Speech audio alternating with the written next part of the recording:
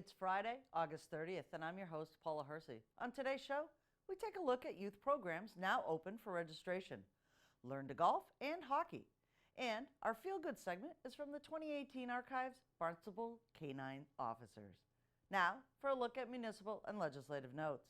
Head on over to the town's website to download the Fall Barnstable Recreation Brochure. It's jam-packed with sports, special events, after-school activities, and just loads of fun. Spend the weekend picking out your favorites. Registration opens September 4th. The First Tee of Massachusetts opened its doors on Cape Cod in 2007 at Hyannis Golf Course. The 18-hole golf course is owned and operated by the town of Barnstable. Registration is now open for the First Tee program that introduces boys and girls to the game of golf and its inherent values.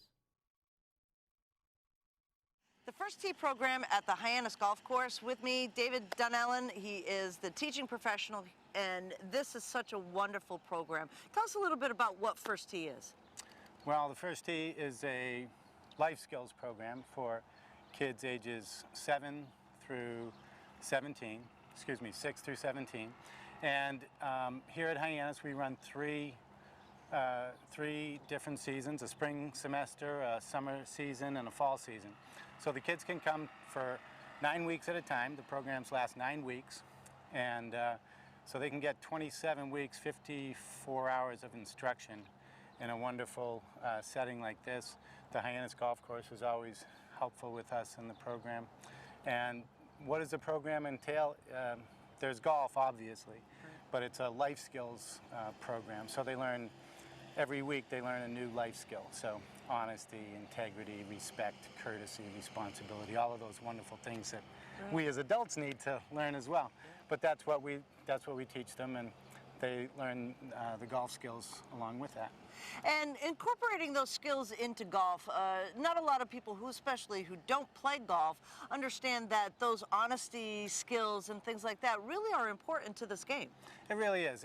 Unlike other sports where there's a referee who's kind of out there officiating, in golf you're your own judge.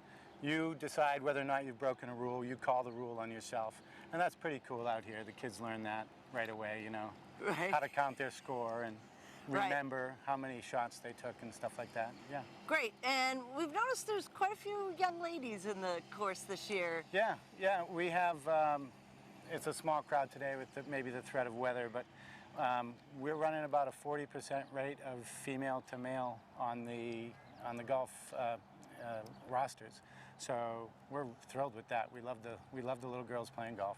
Excellent. And what type of skills are they learning for golf specifically? Are they learning chipping and putting, or? They learn all 7 shots. So putt, chip, pitch, bunker shots, approach shots, transport shots, and driver shots.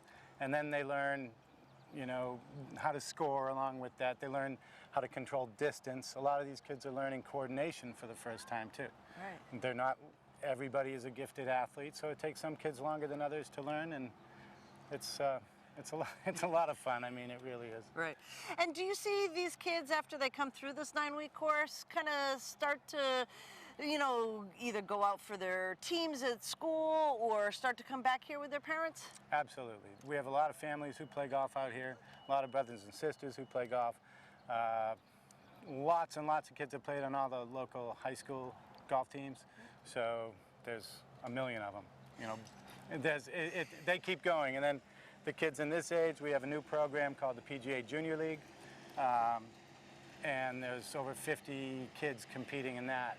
Wow. Yeah, there's a golf league now. So with the concussion sports starting to maybe make parents think twice about what their kids are getting into, golf is a great outlet.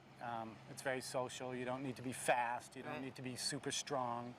You need to be able to pay attention. You need to be able to have some social skills. But you know, you're your own judge. It's very independent sport, even though you're doing it in a group setting. Yeah, and it is athletic. Oh, it's athletic. Right. Yeah, these kids, it's athletic. You know, adults are swinging the club over 100 miles an hour. You know, female golfers are swinging the club 70, 80 miles an hour, 90 miles an hour. These kids are figuring out athleticism and coordination, no doubt about it. And when we walk on the course, if we play 9 holes with these kids, they're walking 2 miles. Wow. That's 2 miles, and the parents are always happy because the kids are sleeping well at night. There's no one on a telephone, there's no one doing screen time. The kids really, really enjoy it. It's a wonderful program. Right. So if your kids aren't doing anything and you'd like to get them involved, we're happy to have them. We say yes to everybody. Fantastic. Yeah, how's that? Anything else you want to talk? No, tell folks? Play golf, Cape Cod, play golf. Excellent. Thank you so much. Thank you.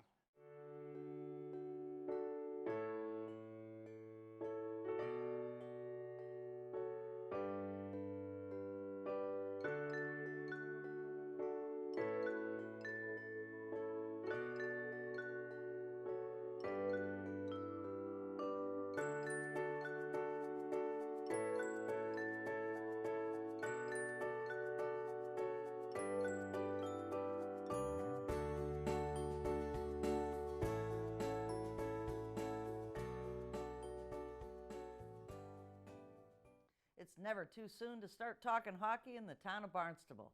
The Bruins Learn to Play Hockey gives kids an opportunity to skate through life.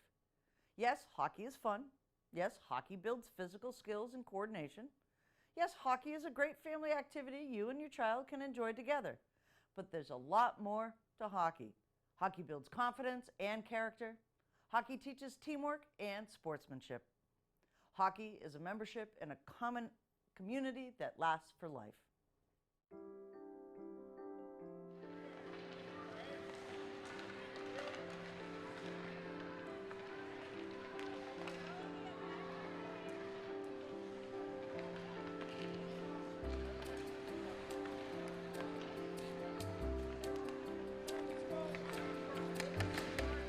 Hockey itself is kind of overwhelming for any age, but particularly that grassroots foundation level. It's a lot to absorb and a lot to look at. And so Chris Fry's amazing. Absolutely, let's do it. Whatever you need, let's get this done. And within weeks, we were approved. We said, green light, let's go. For $100, this program outfits these kids from head to toe. Skates, helmets, gear, sticks, the whole 9 yards. It's $100. You can't get that deal anywhere. And we're lucky. I mean, this hockey community is big yet small, and everyone has come out to want to help. We have high school alumni out there. We have Barnstable hockey coaches that are here. It's not just 60 minutes on the ice. Some of these guys are here a full hour ahead of time to set up for me and to, you know, get these stations the way that they should, and it's amazing. We have the high school varsity coaches here. Everybody, right down to the high school players. They're all out. They're here to volunteer their time and to grow programs, and that's what we need. All the way around. Helping out myself along with a few of the players. They're helping out with the Bruins Academy, teaching younger kids how to skate and play the game. They're a lot of fun. It's a lot different than coaching the high school team. You know, they're not fresh. They're out there. The first week they're usually a little bit scared. Each week they open up a little bit more and more, and you know, get more comfortable on the ice. But they're a lot of fun. The Bruins organization is obviously great. I've been a Bruins fan my whole life growing up, so it's fun to come out and see the black and gold and the bees on the kids' jerseys. And just you know, hockey's an expensive game. It's tough to get kids started. So basically donating money to help with the gear and you know, I think it's only $100 for the kids to get completely outfitted, which is next to nothing compared to what it usually is. So, you know, Bruins are responsible for that, and you know, it just helps grow the game and gives me some future prospects to look at. Involved with this Learn to Play, Learn to Skate program put on by the NHL in pretty much every NHL city. I met a lot of the other, I'm the president of the Boston Bruins alumni, I met a lot of the other presidents last Sunday at a meeting in Toronto. And this program is being rolled out in a lot of cities, and in New England alone has 200 locations where they're doing this. So it's great of the NHL to get young people into the game of hockey where normally they may not think about it or may not be able to afford it. It's a super program. It's great to see the kids. I like the station work. I like the USA Hockey ADM style, the small rinks. And everybody that I run into is having fun. Some of them are a little hesitant to get on the ice, but once they get on the ice, they have a good time. And all the coaches have been great, so kudos to them everywhere.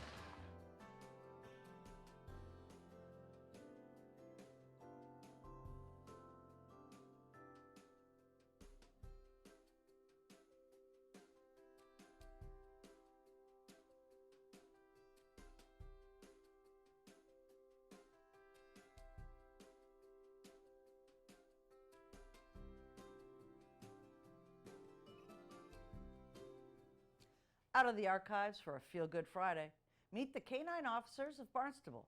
The Barnstable Police Canine Unit was started in 1976, and Channel 18 had a chance to meet the canine dogs, the Barnstable Sheriff's Canines, and a special guest during a public canine demonstration.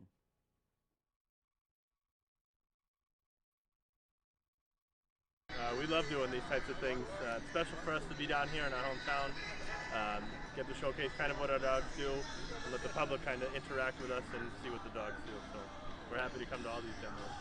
Deputy Pat Martin from the Barnstable County Sheriff's Department. He's here with his patrol dog, Canine Dex. He's going to be doing some bite work here with us today. Also, Lieutenant Paul Roderick is here from the Sheriff's Department. Okay, he's got his drug dog here today. He's going to do a drug search. And Officer Fulham obviously works with me here in Barnstable, and you're going to see his drug dog, Canine Bonnie, that's going to come out in a few minutes. So we have 2 dogs in the town of Barnstable. We have a patrol dog that Officer Jackson works, and I'm working a narcotics dog. Her name is Yvonne. She's a black lab, and her whole job is just to sniff out drugs. Rocco, he's a German Shepherd. His dog is the typical, what people think of the canines. Apprehension, article searches, finding lost people, things like that. He's a patrol dog. What does that mean exactly? That means that the patrol dogs here in Barnstable work on human scent. So we can go after and find bad people that rob banks, or we can also go after people that are lost, elderly, children. All of the patrol dogs here on the Cape work on human scent, okay? They also apprehend people, so they also do bite, which you're gonna see tonight.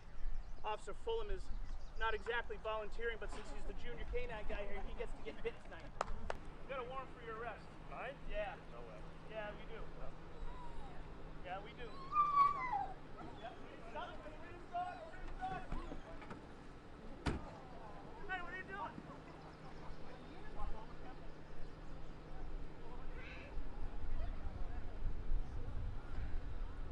Same fraction when he tells him to stop, dog needs to stop. So at the very end here, they will remain healthy.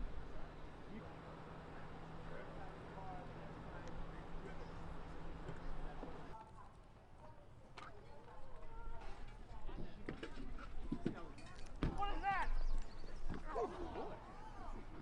Stellan, stop fighting that dog. Walk back towards me, bad guy. Let me see your hands. Let me see your hands. No.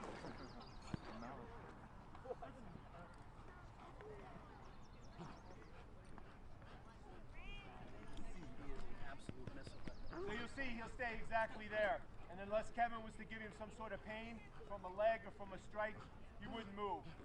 And he's applying the pressure the whole time. You notice Pat saying stop runner, we'll see the... Before my time, it was a different system, but what we do up here, it's all positive reward, it's all food-based. So the dog's not corrected into working, but it's rewarded into working. And we use food as a motivator for that. Well, as Officer Jackson said, today you're going to see 2 parts, the patrol side and the drug side. So on the drug end of it, you're going to have 2 dogs. You're going to have Barney that's going to be coming out. We're going to be doing a person search with her. Person search is like, what we do is a lineup. We'd have people come out and the dog would actually go around and sniff the free, we call it free air, because nobody owns the air around you. So the dog's going to detect narcotic odor. And when the dog will find it, it's going to sit and it's going to nose touch. And it's passively indicating, which means the dog's going to use his nose, not going to use their paws or their feet to try to get at it or their teeth. It's not real live. Basically, I'll let you guys watch this. We'll talk right after. Uh-oh. Looks like we had a problem. These aren't my pants. Those not your pants, sir? All right. I think Chief Sonneman, you might have to have patrol come down here and take this gentleman away, because apparently Vonnie did her job, what she came out here for. Kev's going to go right back to the line. So as you saw when she came through and sat and nose touched, basically indicated to exactly where that narcotic odor was. And Kev comes down and Kev pinpoints through her nose and feeds. So every time Vonnie touches, brings Kevin back in. So Kevin's doing like a dance with Vonnie. So Vonnie thinks every time she touches a certain spot with Kev that they're doing a dance. So it's bringing Kev into her. So the food pouch you see Kev right here, it's almost like feeding the dog filet mignon. So every time that dog touches that narcotic odor, Kevin has to come down and step into her, feed from that precise spot, because exactly where the needle in the haystack comes from, she's not going to go all over Randy. This is Randy, one of our friends, by the way, so Randy's a good guy. So she's not going to detail Randy all over the place, so it would be an intrusive kind of a canine sniff. She's going to find the odor and pinpoint it. So she's going to come in just like Kev just did, and she's going to tell him, hey, Dad, it's right here. It's exactly in his right pocket, cargo low, and she's going to nose touch and indicate. Same thing she'd do on a backpack. We do some of the fast boat ferries, some of the planes. We do people, like if you're walking and you're going through a terminal, whether you have a bag on your back or you're carrying something in your pockets, dogs are trained to follow the odor back to the source.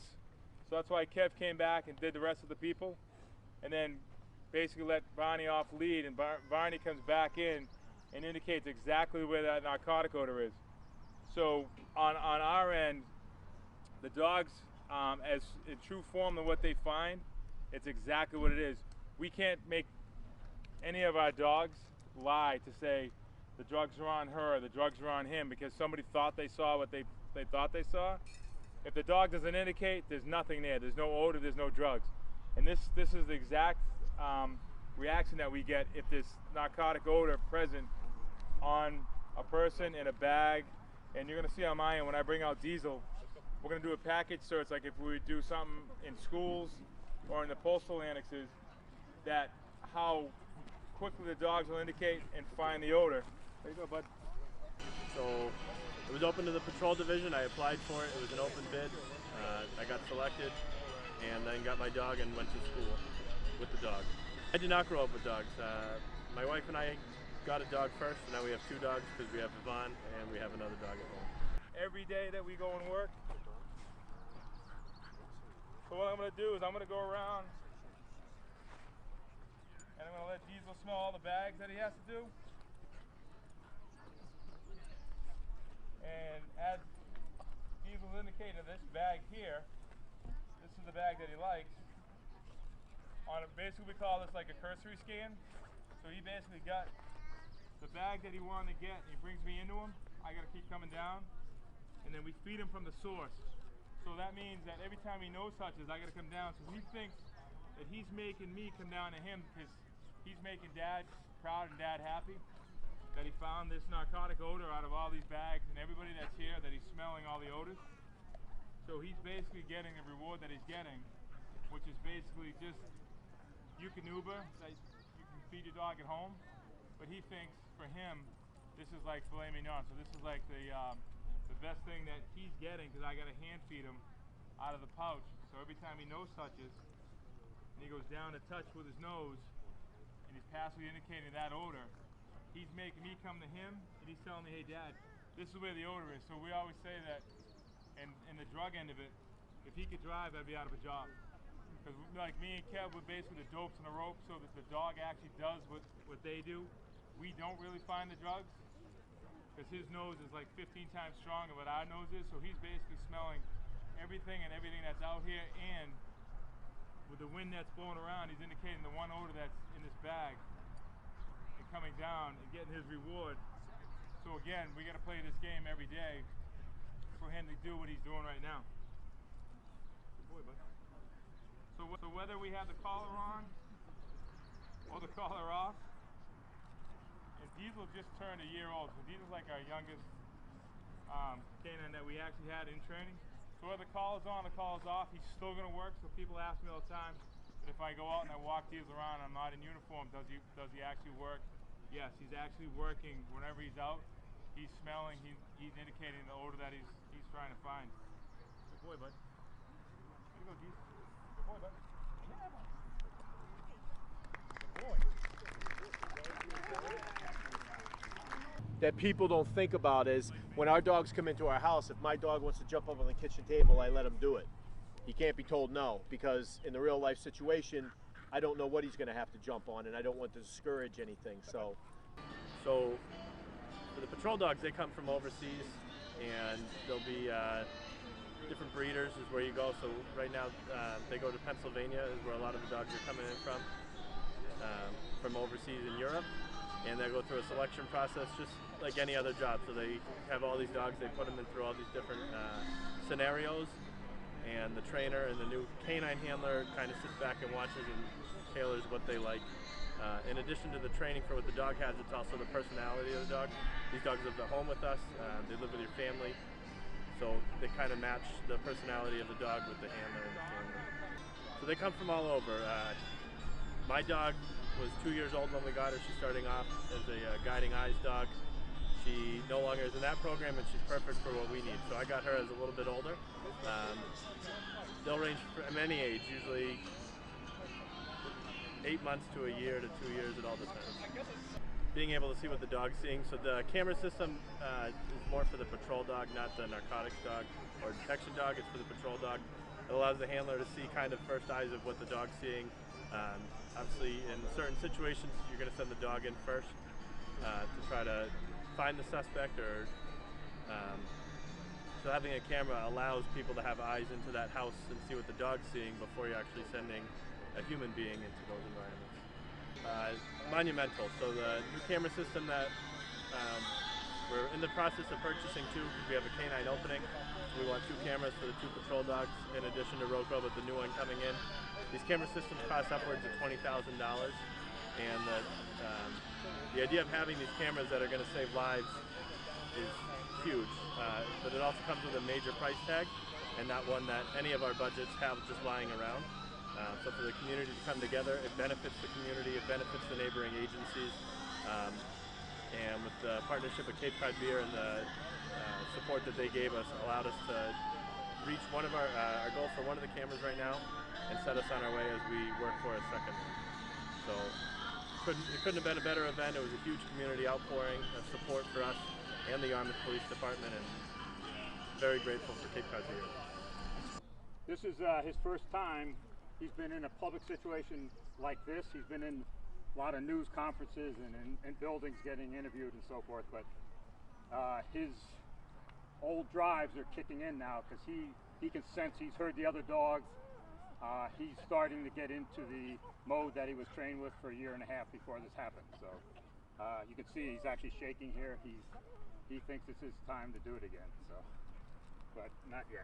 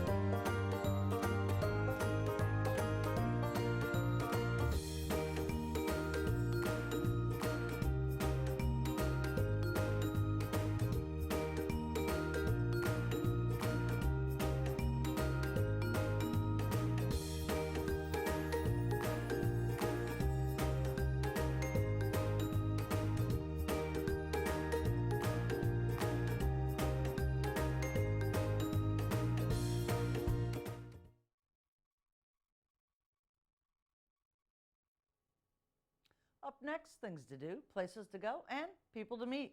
The Labor Day weekend Hyannis Craft Festival will be held this Saturday, August 31st, and Sunday, September 1st, at the Village Green on Main Street. Over 75 juried artisans will display and sell their American-made works. Come and sample specialty foods, bring a blanket, enjoy live musical entertainment on the bandstand each day. The Labor Day weekend Hyannis Craft Festival is free admission and held rain or shine. Festival hours Saturday from 10 to 6 p.m., Sunday 10 a.m. to 4 p.m. More information, visit castleberryfairs.com. Comments, suggestions, accolades, connect with us on Facebook, email us, or send us an old-fashioned note by carrier pigeon. Channel 18 works. For you, I'm Paula Hersey, and thank you for watching Barnstable Today.